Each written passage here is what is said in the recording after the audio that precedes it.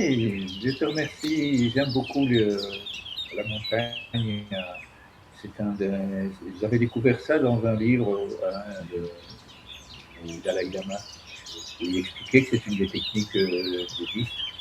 C'est que, en général, une situation de vie, on en fait une montagne à certains moments. Et alors, il propose de faire l'inverse, de monter sur la montagne, de voir la situation de vie, non plus nous face à la montagne, mais de voir la situation de vie au-dessus de la montagne et de se rendre compte que la situation de vie, ben, c'est tellement petit, c'est pratiquement plus petit qu'une fourmi. Et qu'à ce moment-là, ben, effectivement, on peut se laisser aller et se détendre.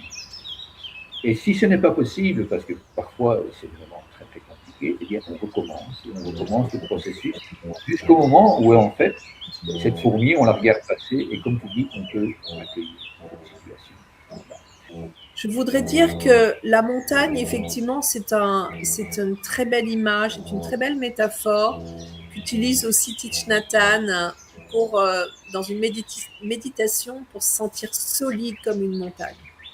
Et quand on a cette possibilité d'utiliser les éléments de la nature et aussi les animaux pour renforcer en nous certaines qualités.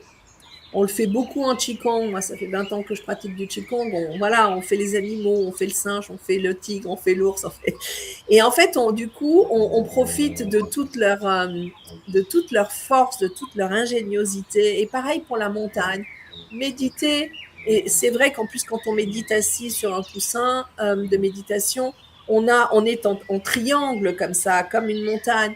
Eh bien, méditer comme ça, waouh, ça vraiment apporte une solidité, un ancrage super fort. Et évidemment que ça vient ça vient du Dalai Lama aussi au départ. Ça m'étonne pas, ils vivent dans des grandes montagnes, donc ils Ah sont oui, oui, tout à fait. très nourris de ça. C'est sûr que les Lakota, eux, ils sont nourris par la Grande Plaine. C'est d'autres imaginaires et d'autres caractéristiques, mais